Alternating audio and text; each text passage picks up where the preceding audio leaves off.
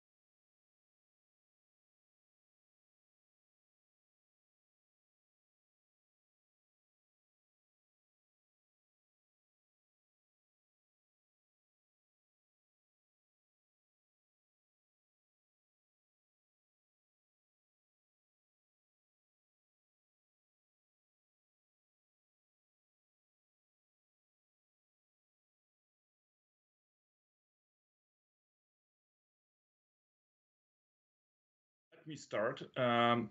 First of all, welcome at the conference of Professor James Robinson from University of Chicago and José Luis Falconi from the University of Connecticut. We are really honored to have you as our guests at the 6th Krakow Latin American Conference. It is really the first time when the conference takes place in the online mode.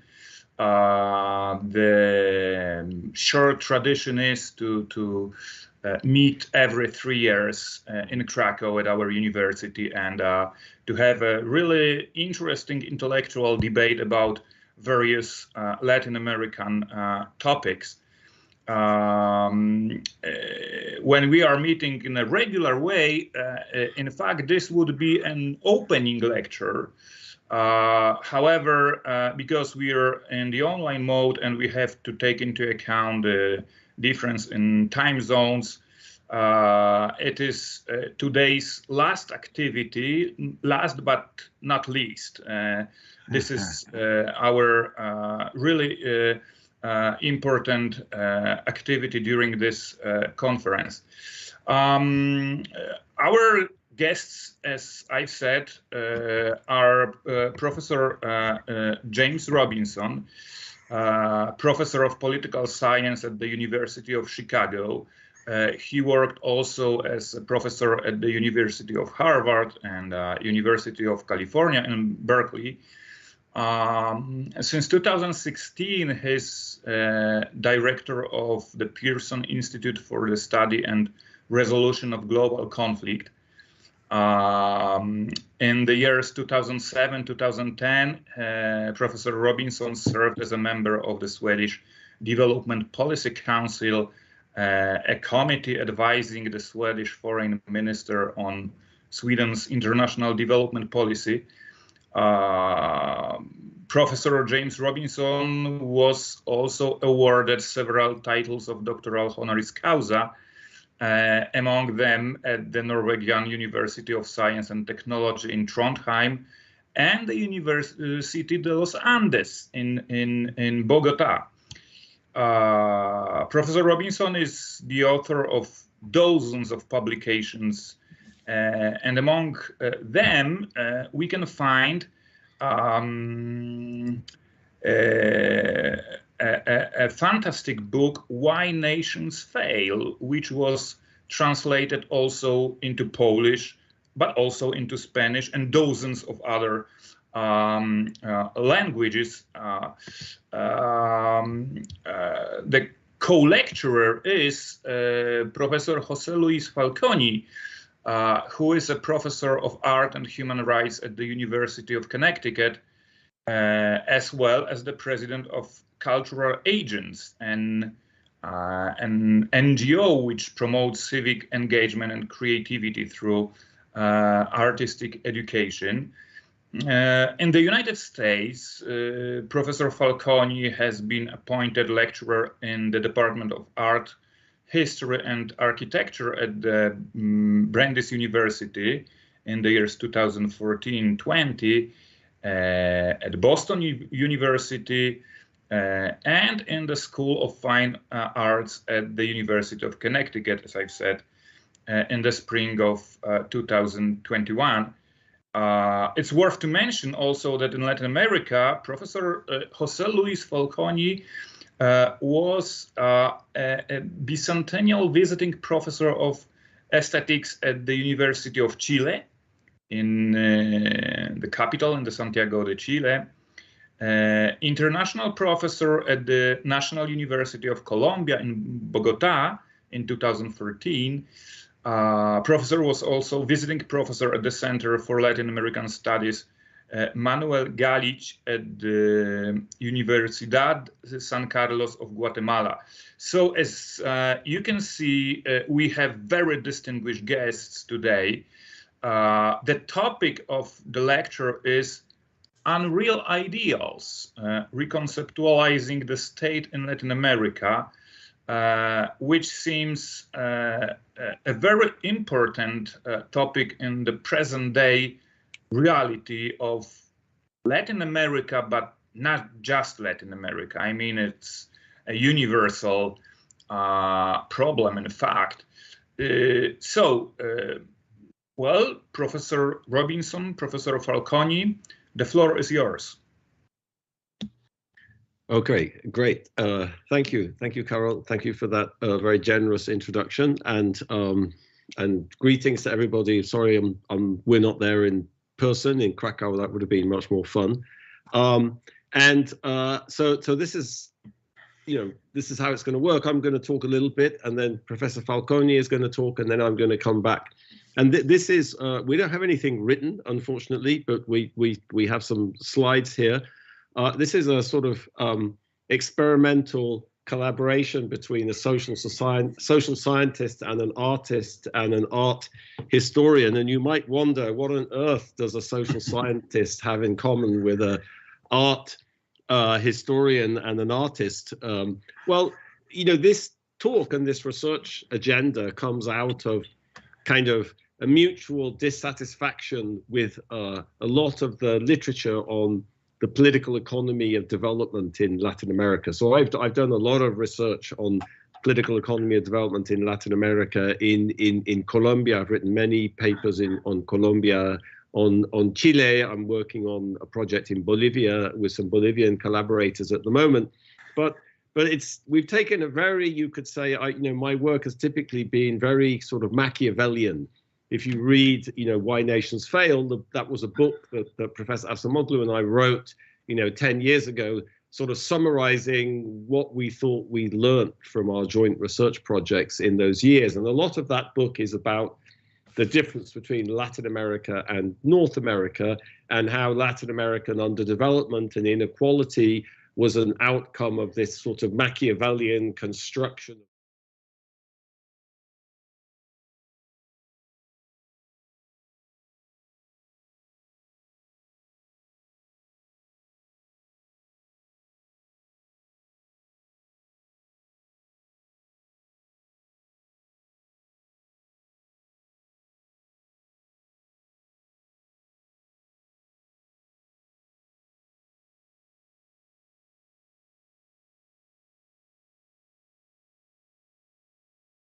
Dysfunctionality, if you like, in Latin America. And those examples are picked to illustrate that there's many interesting things that go on that can't be explained by sort of Machiavellian political economy. And then we're going to propose, we're going to propose a way of thinking about what is it that's driving these non-Machiavellian examples. So let me start with the examples, and then José will dive into the more kind of conceptual and historical framing and theory of how come Latin America produces such examples. Okay, and then you'll see where unreal ideals comes into the picture. Okay, so here's the, okay, yes, Monica. So unfortunately we had a little yeah, okay, right, okay. So here's the first example, which is from Peru. So in 2021, Peru had a bicentennial. When the Peruvian bicentennial is sort of depends on which event you want to focus on. If you focus on the Battle of Ayacucho, it didn't happen in 2021. But anyway, leaving that aside, a bicentennial took place in 2021 in Peru. And for the bicentennial, there was going to be lots of different events and art shows and celebration of Peruvian culture and history. So they had a competition to choose a curator. Over 120 people put forward, or teams put forward different projects to curate. What would they show? How would they organize it? Okay, so what happened to this 120 teams and 120 projects? All of them, except one, was disqualified on technical grounds. Okay, so there was a winner, except the winner wasn't really the winner. Well, the winner didn't have to defeat anybody because everybody else was disqualified on technical grounds. Okay, and here's the person sort of complaining about victory. El único equipo a nuestro pesar y gran decepción. Okay, like, oh, I won, you know, but winning sucks, as they'd say in the United States. So what's going on with this technical disqualification? Of course, this is not how to interpret that. So this is not the only domain, of course, in which there's technical disqualifications going on in Peru. Next slide. It happens all the time in politics. In the 2016 presidential election in Peru, just before voting happens, the person who was second place in the polls gets disqualified. The person who's fifth in the polls gets disqualified. Somebody who's in jail, you know, gets to run. So what's the problem? Technical disqualification. They didn't file the papers right to become a candidate. There was something on the form that was incorrectly filled out or misleading, or technical disqualification. Next slide. It's all over the place. You know, here's what my former colleague Stephen Levitsky says: El Perú ya era el campeón mundial de la revocatoria. Okay, it's the world champion of technical disqualification, happening all over the place. All right, so let's go to the next example. Next one. We made the point. Okay, so let me flag one thing before moving to Argentina, which is you might think, oh, of course, you know, you're already thinking of Machiavellian political interpretations of this. And remember, the agenda here is going to be to try to come up with a non-Machiavellian interpretation of things. But, you know, you might think what's going on here is, you know, for my friends, you know, for my friends, everything, for my enemies, the law, to quote a former Peruvian president. But I think that's not what's going on. So I want to flag that interpretation to say that's not what's going on. There's an interpretation, or there's an attempt to implement the rules, but the implementation of that rules turns out just to be dysfunctional. Okay, remember the person who won that contest for the biennial, you know, he wasn't like, yeah, he was, oh gosh, how embarrassing. Okay, so it's not to my friends everything. All right, it's just dysfunctionality. Okay, so next example, which is the study by the great Argentine sociologist Javier Aullero, University of Texas. So he has a fantastic book called Patience of the State, which it's just an ethnography of how people interact with the state in Buenos Aires. And a lot of it is people waiting, people not knowing what's going on, people let's patinar, as they say in Colombia, you know, skating or just navigating. Let me give you some examples from his book. Next slide. Okay, here's Leticia. So it's an ethnography. So he hangs out in waiting rooms in different state institutions in Buenos Aires, and he interviews people and asks, what are you doing and what are the problems? And he says, Leticia, an aspirant for Nuestras Familias. So this is a conditional cash transfer program. It's a service, you know, that the state is supposed to be giving to eligible people. Okay, she's by herself, standing alone in the back of the waiting room. She's come to the office 3 times. I'm used to waiting. I have to wait everywhere. The worst thing is they make you go here, they make you go there. I came 2 weeks ago. They told me to come back in 3 days. I came back. The office was closed. I returned the next day. They told me there were no funds in the program. You have to wait. That's how things are here. You have to come back many times, because if you don't show up, you don't get anything. So here is, she's eligible for this program, but she has to navigate this system. Next slide. Here's Maria. They delay attending to you. They don't listen to you. They're there, but they don't listen to you. They don't pay attention to you. They're eating breakfast until 10. They have breakfast, they drink mate, eat cookies, talk amongst themselves. How do you get their attention? No, I wait for them to assist me. But you just wait for them to pay attention to you? So that you have to wait. Of all the times you've gone, do you remember if there was a commotion? Yeah, a patient fought about, shouting. A patient? What kind of patient? A health patient? No. A woman who waited. A patient. You see, a patient of the state. Okay, next slide.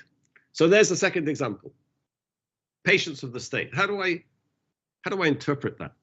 Okay. Third example. Alcaldía de Caballero in Meta. So this is in Los Llanos in eastern Colombia in the plains. And you can see, we couldn't resist taking a photograph of their webpage. Buenos tiempos para todos in Caballero. You could put it down for your holiday next time you're in Colombia. Okay, so let me tell you what goes on in Caballero. It's in the east, and it's a big area of statelessness. In the next slide. Okay. In 1997, in Cora, which is the Colombian Agrarian Reform Institute, settled 85 people with land titles in a vereda within Caballero called El Carpintero. Okay, and this is from a study by an NGO of this process of frontier settlement in Meta and many examples from Caballero. So here's talking about a campesino they were going to give us, who was part of these 85 people in 1997. They were going to give us a project. They never gave it to us. We couldn't work because some people hadn't arrived, and if they didn't come, they said they couldn't give us the project. All the 85 people weren't there, so because the 85 people weren't there, the government couldn't give the project. The next year, a paramilitary group moved in, and the people who were there were forcibly displaced. What did Incora do? Oh, there's no one there. The land's vacant. Let's give it to 35 completely different people. So then they settled more people on top of the settlement that they'd previously given to 85 people. Okay, why did people leave? They left because, no. They left because of the pressures from the paramilitaries. Okay, there was also nothing there, not a single project, no infrastructure, no road, no help that they'd been offered. There was nothing to do. Okay, next slide. President Santos passed his victims law, okay? Land restitution. So people who'd been displaced could file to get their land back, to get their land restituted.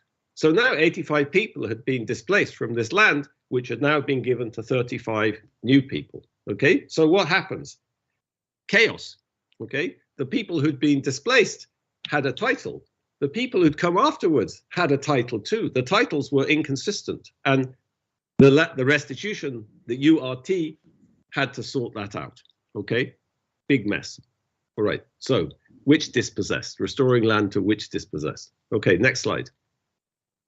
So let me reflect on these three examples: the revocatoria, the technical disqualification, the patience of the state, and what I'm calling the incoherent Colombian frontier. Okay, so how would I, if I'd read Why Nations Fail, how would I interpret, heaven forbid, how would I interpret something like that? Well, Peruvian politics, come on, you know how corrupt that is, Odebrecht, et cetera, et cetera. What do people do? They're in despair. They use every tool they have to try to, get the people under control. Okay, obviously that's true with some of the politicians. But in this bicentennial candidate, this is why this example is so telling, that, he didn't bribe the jury. He wasn't friends with anybody. In fact, he was embarrassed that he'd won. Okay, it was just dysfunctional. Okay, what about in Argentina? Well, the political economists would say red tape. Of course, the state creates red tape. It creates frictions. And that's a way of soliciting bribes, because now you have to pay money to get round the red tape.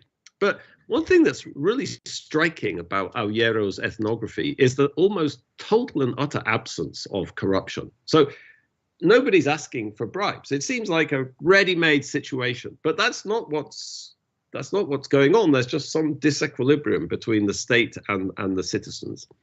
What about Incora? You might think, okay, there's lots of interests, in Meta and tropical palm and paramilitaries, and, one could easily tell a kind of cynical Machiavellian story about that. And, that might not be completely wrong. Okay. But the interesting thing is who's bribing Incora? Is somebody bribing Incora to issue titles, to issue multiple titles? I don't think so. If anything, people are bribing Incora not to give campesino titles, not to give multiple titles. The campesinos don't have the resources to bribe Incora, and they don't have the social connections or the contacts. The people who have the social connections or the contacts try to stop Incora doing anything. So I don't think that's what's going on here. Okay, so I think we could pile up lots of examples, and maybe more examples will appear later in the talk, and you can probably all think of examples yourself. And it's examples like this that got Jose and I talking. We just didn't understand this. So I'm going to stop now, and Jose is going to start developing a way of thinking about these, a different way of thinking about these examples. Thank you so much, James. Do you hear me all well? Yes, thank you. And again, I'm delighted to be here too, and thanks for the invitation, and also James' invitation to give this paper together. Next slide, please. Yes, so as Jim has just mentioned, the question here is like, how does this sort of disequilibrium that seems to be continuous across the board seems to be, quote unquote, is still functioning, or at least, remaining there, in a sort of a way that is not necessarily, responds to, as Jim has just said, Machiavellian terms. So there may be something going on beyond that, something much larger, something that actually shows a deep-seated system of beliefs, that maybe does not see any of these contradictions as such, that actually there is not such a thing as a contradiction in the system, that simply things keep being piled up, without a problem. And in order to be able to make a connection here with history, I think that, a good way of understanding this kind of system that is working out, it will be like, to understand that may spur out of a cultural matrix that by not only me, but or me and James, but many of us have basically been discussing this in this sort of like the matrix of the Baroque in Latin America. So we would like to posit here as a working hypothesis that these examples show, that to some degree that there is a matrix going on, a very Baroque type of matrix. It's still highly operational in Latin America. And that it has profound implications for the region. Next one, please. What do we want to talk? I mean, when we discuss about the Baroque, we not only discuss a style, we're not talking just about a style, but actually, a system of beliefs, I'm saying, that basically responded at the very beginning of Europeans responding to the excess that was coming out of the Americas. Basically, how to accommodate that excess, is basically one of the possible definitions, or the one that we like the most about the Baroque. The Americas represented a major challenge for the Europeans in terms of quantity, in terms of numbers, in terms of territories, in terms of everything. It was an excess that was impossible to be accounted for. And I think most part of Europe, this was a period, a period of the early modernity, especially with the 1500s and 1600s, that was framed by say the discovery of the Americas, and the Reformation and Counter-Reformation, the Council of Trento, the defeat of the Armada, and until basically I will say 1740 more or less, when French neoclassicism, Enlightenment, becomes central. It seems that in Latin America, it was never quote unquote left behind. It seems that it has shaped decisively its very foundations to the point, that it has become the bedrock of its culture, and it's still acting up in this kind of way, in the way that showing up in this some sort of like interesting disequilibriums that we have across the board. Next slide, please. So if you could remember the Baroque was what? Basically, one of the most important aspects of Baroque is that, it can always be decentered. It's basically, that's what it means. The Baroque means at the form peril, literally in Portuguese, but it has this capacity of continue be decentered, in which you just simply add another ornament, and what it was the center, actually, it just simply moves, and it is able to incorporate everything. You throw anything into the matrix, and the matrix will not assume it as a contradiction to it, but actually it will subsume it into it. You can have the next slide, please. In the Americas, this matrix served to accommodate such excess. Everything could fit. The pattern was capable of opening itself up and integrate everything under the same rubric. If you see, for example, if you go to the Church of Santa Maria Tonatzintla, for example, in Cholula, probably some of you have gone, you will see this kind of incredible ornamentation to the point, an ornamentation that is to the point of almost ready to collapse the structure, which is another interesting definition of the Baroque. That which has so much ornament that is ready to collapse, make the structure collapse, but not quite, but ready to collapse. If that is not a way in which Latin America, the living Latin America, at least in most part of life, is, I don't know what other good definition there is. I feel that everything is ready to crumble, but doesn't. But next slide, please. So if you see, everything can fit, and everything does fit, without creating a contradiction in the matrix. You just simply throw something into it, and the matrix itself is so voracious, so capable of redeploying itself by this level of ornamentation, that is capable of adding it into the system. Next, please. These are just examples. I'm just simply showing the same church, only two details, and now how it actually looks like. If you go inside there, you just simply it's impossible for you to have to rest your eyes, due to the incredible amount of ornamentation. There is no better place in which a whole structure has taken horror vacui to its maximum. Next slide, please. So again, this, of course, what is interesting about the Baroque also is the fact that, that it has 1 foot, on modernity and still 1 foot on medieval thought, which has implied that, the later processes and efforts of modernization that, that the several countries have had, in the past, let's think about since independence, 1820s, 1850s, 1870s, 1920s, 1950s, 1990s, till now, all those long process of modernization have been able to be incorporated into the framework without actually going against it, without actually eroding it to some degree.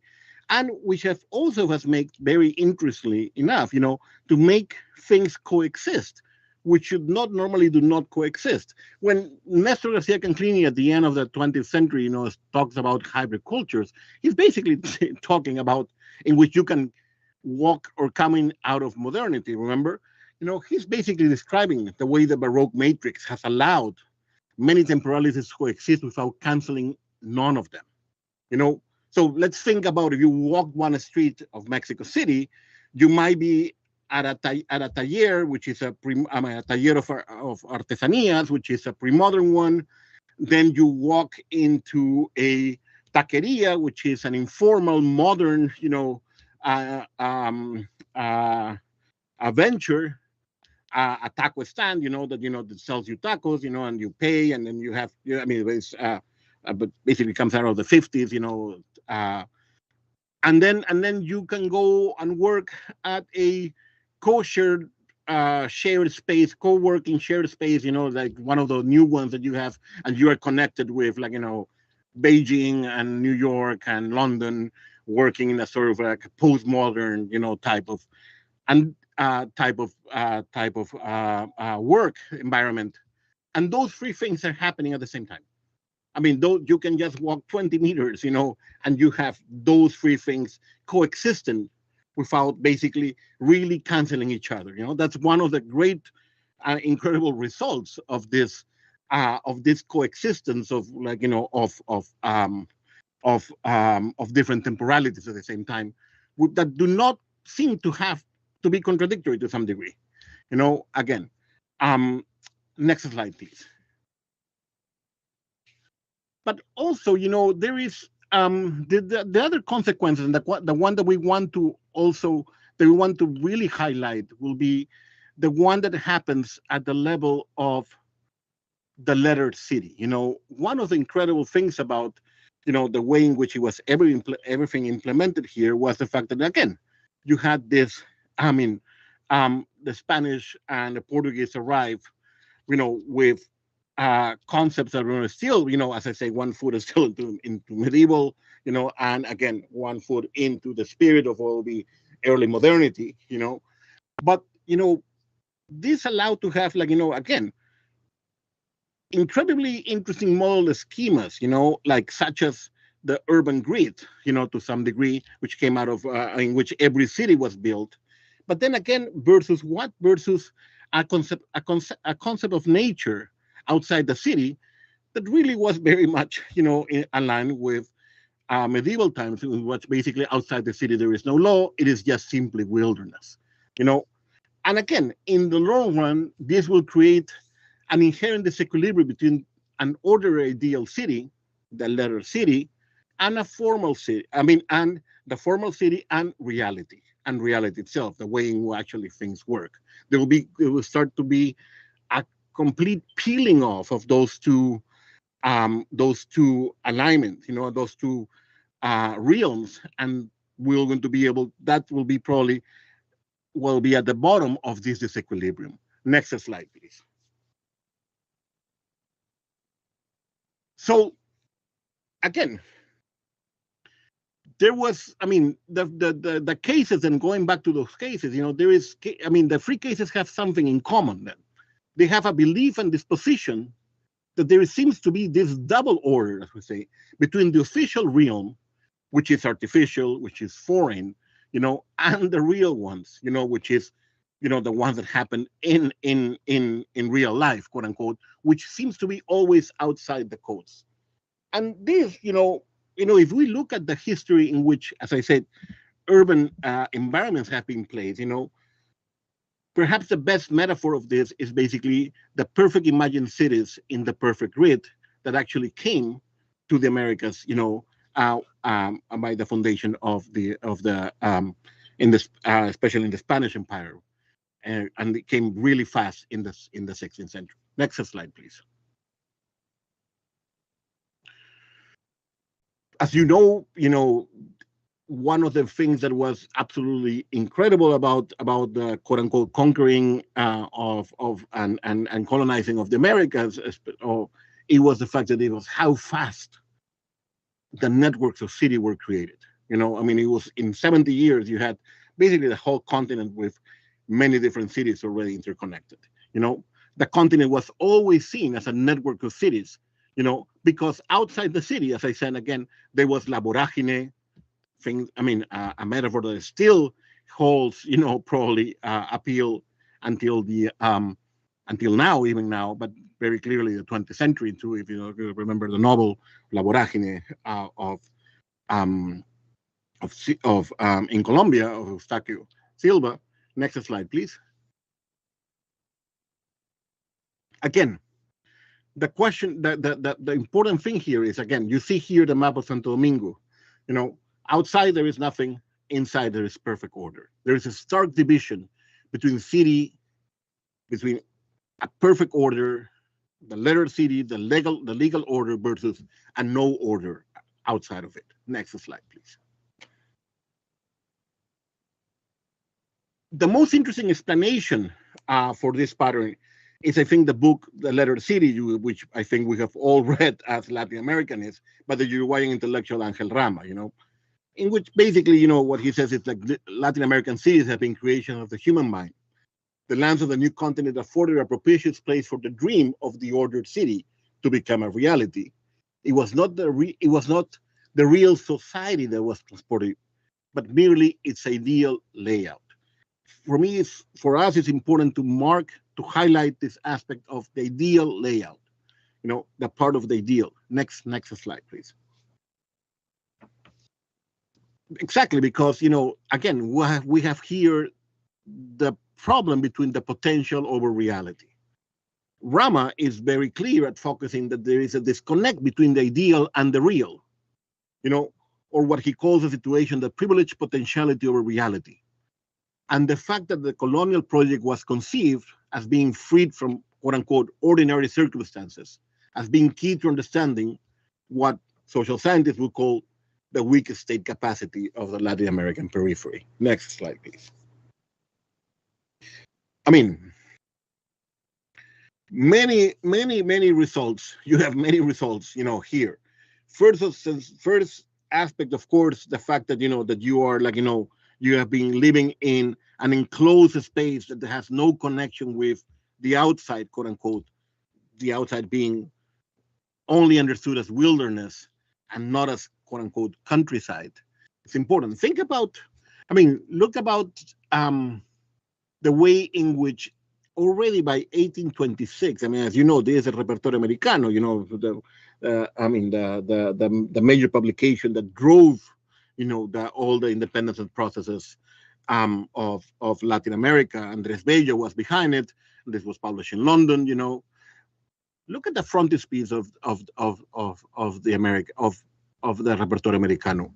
Again, once more, after 3 centuries, not 3 decades, 3 centuries of Spanish colonial ruling, we're still starting over. Once more, la sabiduría, wisdom, knowledge is coming to the indigenous people, quote unquote, and indigenous people are a part of the background there, with, quote unquote, an untamed nature.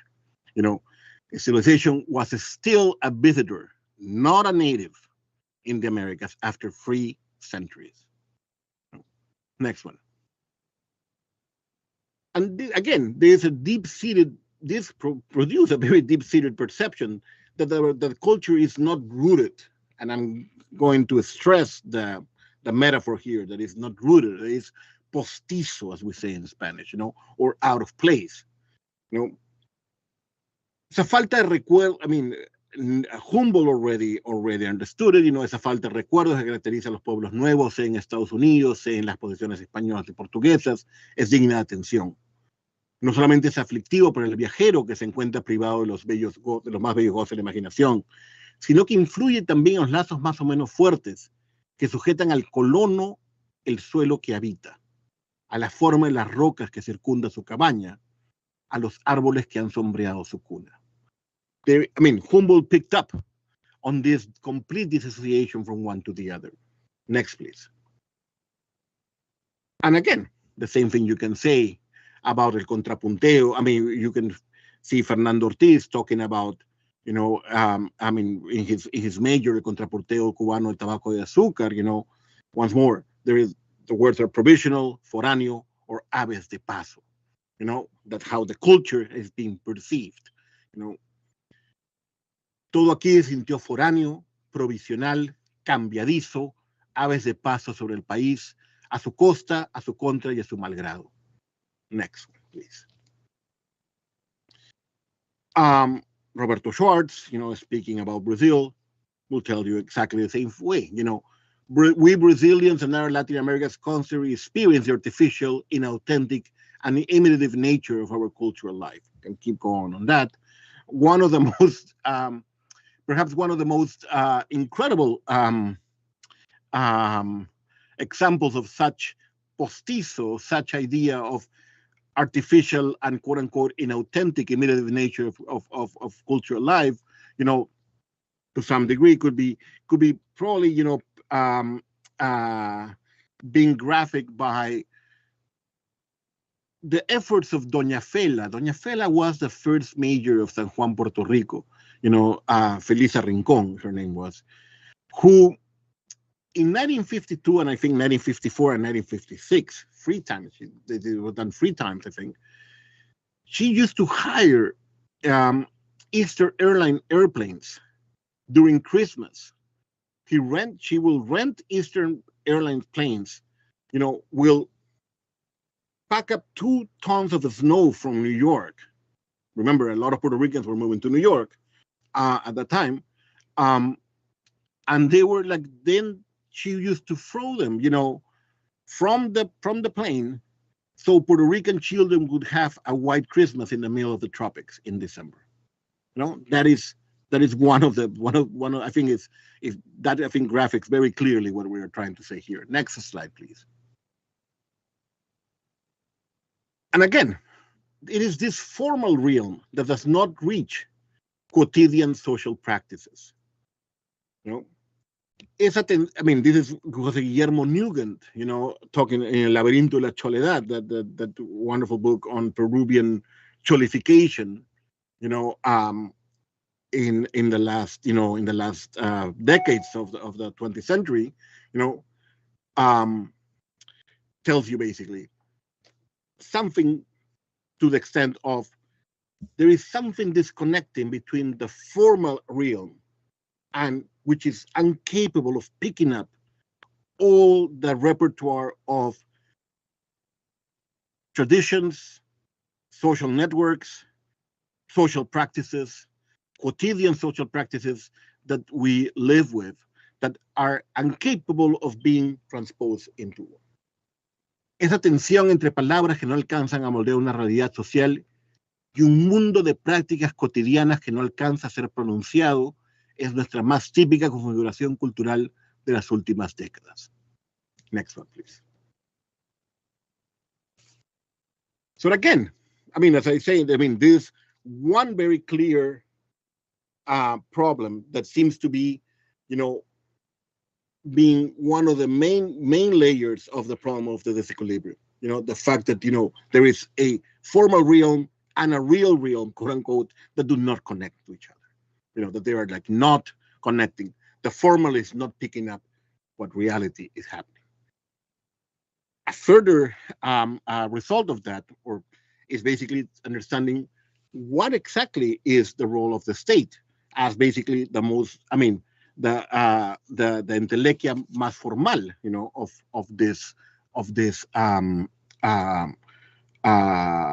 of the formal realm of la ciudad letrada, and of course. That's why we always have, the state is always merely formal and always in potentia.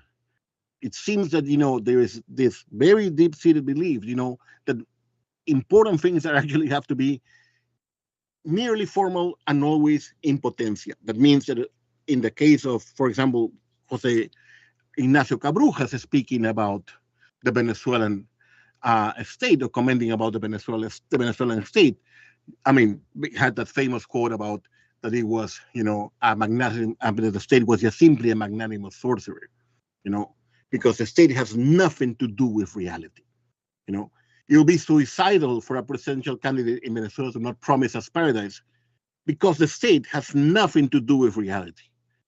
The state is a magnanimous sorcerer.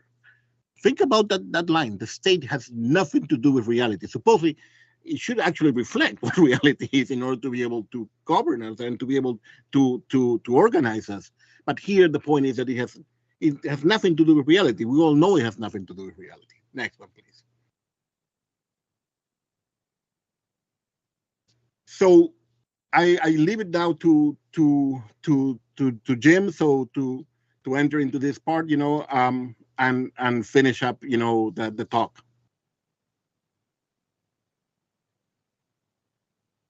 Okay, great, fantastic. So that's trying to provide, if you like, a cultural interpretation of what is it about Latin American society that allows these phenomena that I started talking about at the beginning of the talk to exist. I think that if there was one thing that brought José and I together, it was this phrase it was the phrase in Rama's book, about emphasizing potentiality over reality. I've been to so many talks at the Planación in Bogota, or at wherever it is in the Palacio Nariño, where some minister or some Colombian government economist is giving a talk about all the wonderful things they're going to do, and they can't do it. But everyone proceeds as if one could do it. And this has been something very deeply puzzling to somebody like me, brought up in the British empiricist tradition. How to think about that, how to understand that. And a very pivotal moment for me also was when I was in a debate a few years ago in Bogota, and José Antonio Ocampo, who was at that time, former Minister of Finance, head of the Misión Rural.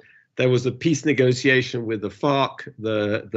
Some of the FARCista intellectuals were there, and they all thought in the same way. So, like, not just the people associated with the government or kind of elite like José Antonio, but the FARCista, the Marxists, had the same image of Colombian society. It was absolutely striking, and they all emphasized potentiality over reality. So how to think about that? I think probably everyone who's been in Latin America has experienced that. So we're just trying to develop a kind of framework to think about that. And so let me come back.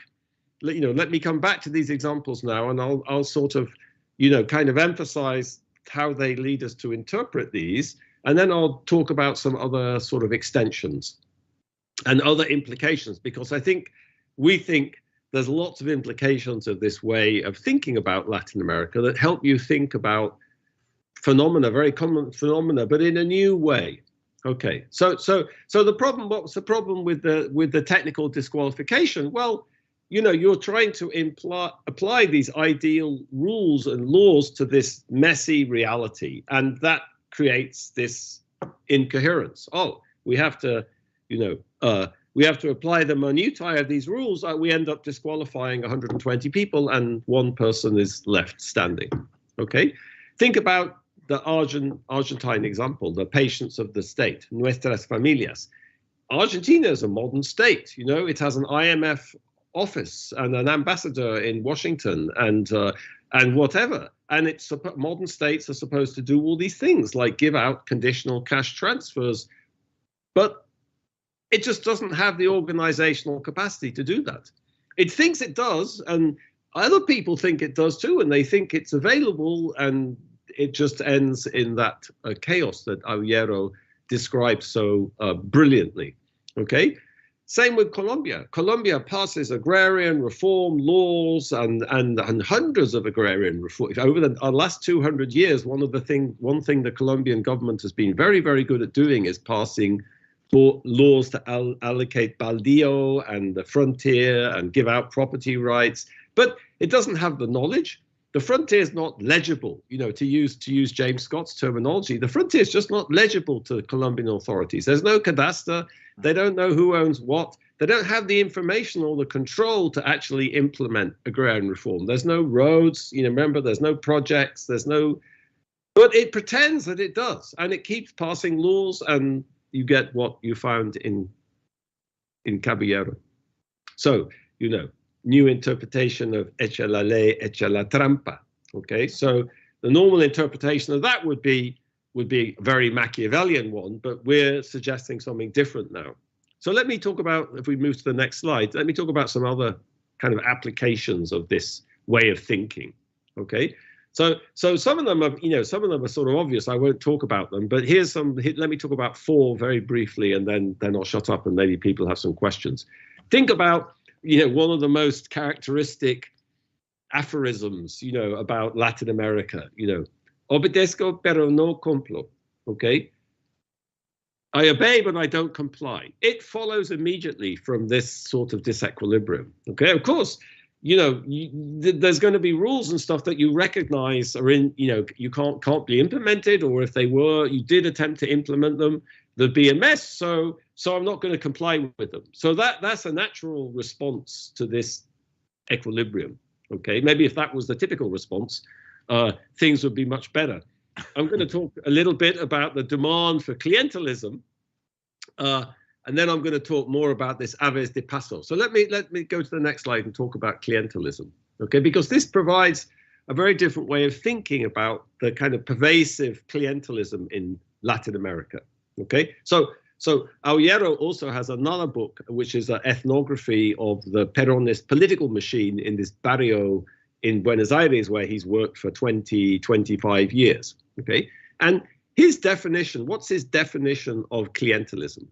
His definition is problem solving through personalized political mediation. So why do you need people to solve problems? Because this way of organizing society is bound to create problems. It's a disequilibrium. There's going to be problems all over the place. So there's a role for people to arbitrage, to come in, to help solve your problems, to mediate between you and the state.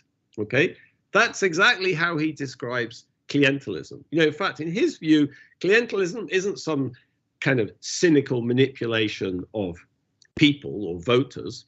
Brokers, you know, brokers are not, quoting Aullero's book, brokers are not unscrupulous, corrupt politicians, but good, helpful, self-sacrificing, quoting, you know, ordinary Argentines there, people with whom they have a personal relationship, sometimes even friendship. Okay, so this is a totally different way of thinking about what clientelism is. Clientelism isn't about buying votes. Well, yeah, it is a bit about buying votes too. But the fact that there is a market for votes, or the fact that one can buy votes, is partially at least a response to this fundamental problem in Latin American society. Okay, let's go. Keep going. You know, here's a Colombian version of that. You know, how do you get into Colombia politics in Colombia? This is north of Meta. This is in Casanare in Yopal, and this gentleman here, Senor Torres, let me call him. You know, he started a social movement. He ran for mayor of Yopal. Okay, how did he get into politics? Next slide.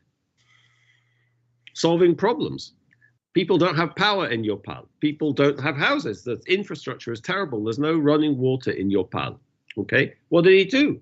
He built this. He built a barrio. He created a social base. He put in electricity. He put in water. He gave people loans to start constructing houses. Okay, he solved problems. That's how he got into politics. And he created a social base and he ran for mayor. So it's problem solving.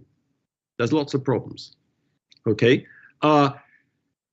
This sense of, you know, what Jose was talking about, starting over, you know, starting over. Here's some data from this constitutional there's a fantastic database that was put together by my colleague here at the law school, Tom Ginsberg, and his collaborators on sort of every constitution and constitutional amendment you know, in the world, in history since 1800. Okay, so the black lines, the big black lines here are when constitutions were completely written, and the other lines are amendments. Okay, so and this is just a snapshot picture of Latin America. It's just showing a kind of image of, you know, something everybody knows, which is this endless idea in Latin America that you can solve all the problems by rewriting the Constitution or by amending the Constitution. You know, you can always fix things by changing the ideal somehow. You know, there's a disequilibrium, you know, between the ideal and the real. What do? Well, we just try to tinker with the ideal. It never actually works, you know, but we keep doing it.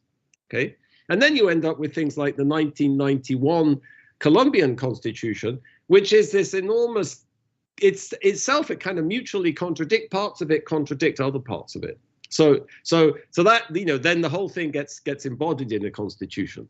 So this is just, you know, if first you don't succeed, try again. You know, in Colombia, you know, what is the first thing that every presidential candidate has to have? A tax reform. A tax reform. You have to have a tax reform. They reform taxes. There's a tax reform. There's a tax reform. There's another tax reform. Tax reforms reform the previous tax reforms. You know, it's. If first you don't succeed, try again. You never succeed, but you just keep trying because that's how it is. Yeah. Next slide. Okay. Yeah. Here's another related image. You know, the myth of Sisyphus up the Arc of Corinth, wasn't it? Yeah. Okay. Next slide. You get the idea. Okay. You know, here's a, you know, this idea of like aves de paso. Also, this is, you know, I show this because this is one of my former students, Frederico Finan, who's Brazilian, who's a professor at University of California at Berkeley. He was hired by President Calderon to evaluate a state building project in rural Mexico, like with all the sort of top social science, technology, et cetera, went out, collected data. They have all these very clever measurement strategies, strengthening state capabilities. Okay, the role of financial incentives in the call to public service. What did they find? They found it was terribly successful. What did the president, Peña Nieto do when he came into power? He immediately canceled it. Okay. So again, so next. Is that the end of the talk? Might be. Yeah, it might be the last slide. So think about this as the political economy of Aves de Paso. Like you're not committed to anything. Okay, you're a bird of passage. So I think, we've talked for an hour, so that's probably good. Let me just say, one more thing. I think you saw the agenda here, in some sense. I think this is not to say that there aren't elites and there isn't enormous inequality in Latin America and social exclusion and discrimination. There is, and part of that story is the traditional story about the political economy of Latin America, the black legend in some sense of colonialism and the way that's reproduced itself over time. But I think we think that interacts heavily with what we're talking about today. Like if I look at Colombia, if you ask me, like, who are the richest people in Colombia? Sarmiento, Ardila, Lule, where did they get how did they become rich? Where did they get their money from? None of them are actually traditional elites at all. They're all entrepreneurs. How did they make all their money? By taking advantage of this disequilibrium, because the disequilibrium creates enormous amount of arbitrage opportunities for somebody with the cultural and social capital to take advantage of it. Somebody that's how people make money in Latin America. Of course, there are traditional elites and there are traditional families. In Colombia, there's the Lopezes and the Santoses and the Llerases and whatever, and there's people who go back, to the 19th century. But the really rich people are people who made money by taking advantage of this system, I would say. So just to kind of end by, relating it to that story is not wrong. But actually, I think at the end, the way Jose and I think about it is actually complementary to what we're talking about today. It's not a competing theory. It's complementary to what we're talking about. There's a kind of synergy between the two. Okay, so let me shut up. You want to say anything else, Jose? Or? No, thank you. It was excellent way of ending. Thank you so much, guys. Well, thank you, professors. It was really interesting journey through the role of the state in Latin America. Well, it's particularly interesting for me as I'm working also on state dysfunction in Latin America, but it was completely different point of view and completely different, I would say, methodology, but a different methodology that lead us to more or less the same conclusions. Using my role as a moderator, I would like to start the debate, questions and comments session. I focus on two things that you were talking about. The first thing is the question of the state in Latin America. The question about the state as a crucial question for analyzing problems of Latin America in the past, but also in the present day. I mean, we can say that there are plenty of various problems, significant problems in Latin America: violence, inequalities, poverty, human rights violation, etc. But do you agree that all of them has the same source, the source in dysfunction of the state? So is state's dysfunction crucial challenge for Latin American region right now, still in the 21st century. And the second thing that I focused is, it was probably José Falconi who used this term double order. Can we find it in Latin American constitutionalism, for example, as the situation in which we've got introducing to the constitutions laws that guarantee broad catalog of rights and liberties. Meanwhile, the practical reality is still of human rights violations, right? So these are my, I don't know, questions and comments. Mm-hmm. If you, Jim, if you don't mind, I'll be grateful for your answer. Yeah, I can tackle